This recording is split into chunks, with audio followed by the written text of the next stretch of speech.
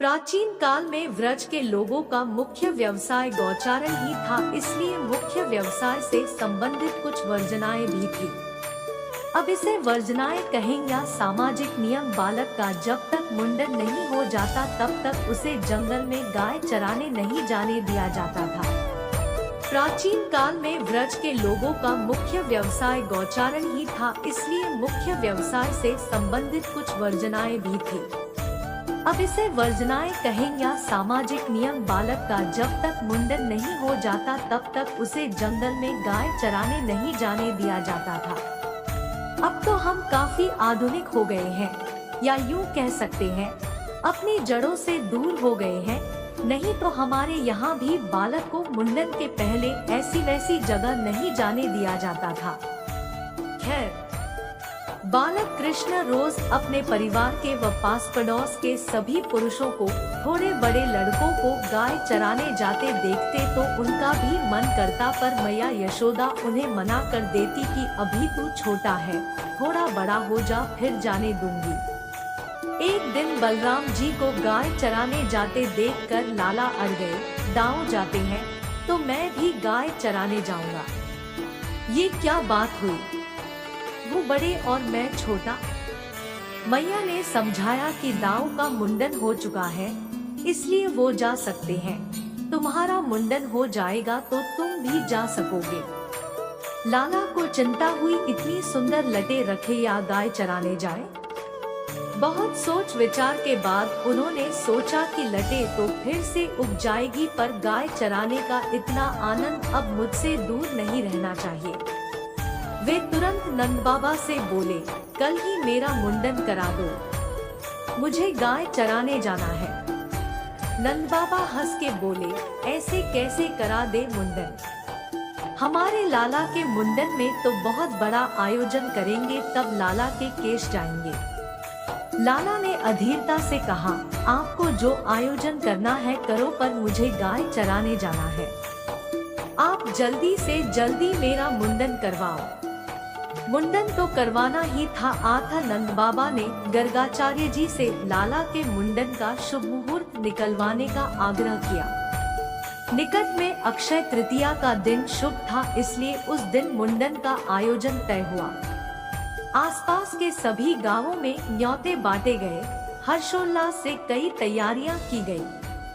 आखिर आयोजन का दिन आ ही गया। आसपास के गांवों के हजारों अतिथियों की उपस्थिति में भव्य आयोजन हुआ। मुंडन हुआ और मुंडन होते ही लाला मैया से बोले, मैया मुझे कलेवा नाश्ता दो, मुझे गाय चराने जाना है।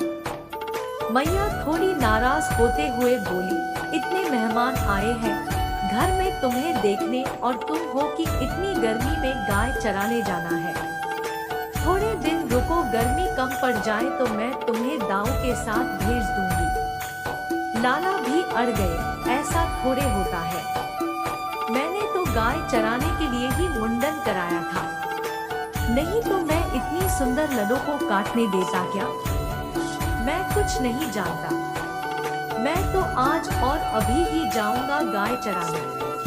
मैया ने नंद बाबा को बुलाकर कहा, लाला मान नहीं रहा, थोड़ी दूर तक आप इसके साथ हो आइए, इसका मन भी बहल जाएगा, क्योंकि इस गर्मी में मैं इसे दाऊ के साथ या अकेले तो भेजूंगी नहीं। नंद बाबा सबको छोड़कर निकले।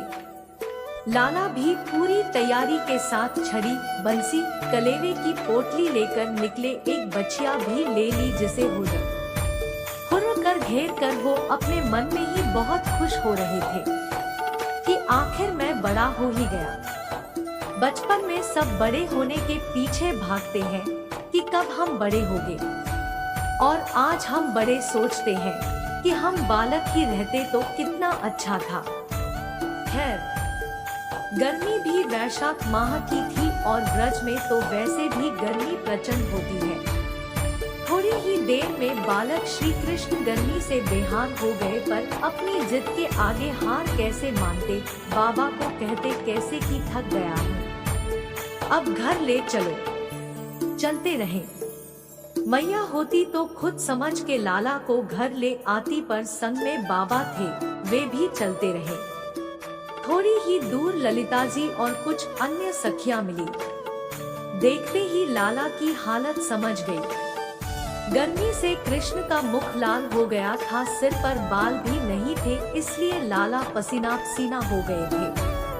उन्होंने नंद बाबा से कहा कि आप इसे हमारे पास छोड़ जाओ, हम इसे कुछ देर बाद नंदालय पहुंचा देंगे। नंद बाबा को रवाना कर वो लाला को निकट ही अपने कुंज में ले गई। उन्होंने बालक कृष्ण को कदम की शीतल छाया में बिठाया और अपनी अन्य सखी को घर से चंदन, खरबूजे के बीज, मिश्री का पका बूरा, इलायची, मिश्री आदि लाने को कहा। सभी सामग्री लाकर उन सखियों ने प्रेम भाव से कृष्ण के तन पर चंदन की गोटियां लगाई और सिर पर चंदन का लेप किया। साथ ही ललिता जी लाला को पंखा झलने लगी। यह सब आरोप कर लाला को नींद आने लगी तो ललिता जी ने उन्हें वहीं सोने को कहा और स्वयं उन्हें पंखा झलती रही। कुछ देर आराम करने के बाद लाला उठे और ललिता जी उन्हें नंदालय छोड़ आई।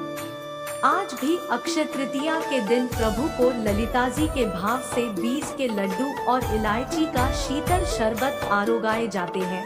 वह विशेष रूप से केसर मिश्रित चंदन, जिसमें मलयगिरी पर्वत का चंदन भी मिश्रित होता है, की गोटियां लगाई जाती है। लाला ने गर्मी में गाय चराने का विचार त्याग दिया था। औपचारिक रूप से श्री कृष्ण ने गौचारण उसी वर्ष गोपाष्टमी, दीपावली के बाद वाली अष्टमी के दिन से प्रारंभ किया और इसी दिन से उन्हें गोपाल कहा जाता है। वर्ष में एक ये ही दिन ऐसा होता है जब बीज के लड्डू अकेले श्री जी को आरोगाए जाते हैं, अन्यथा अन्य दिनों में बीज के लड्डू के साथ चिरौंजी के लड्डू भी आरोगाए जाते हैं।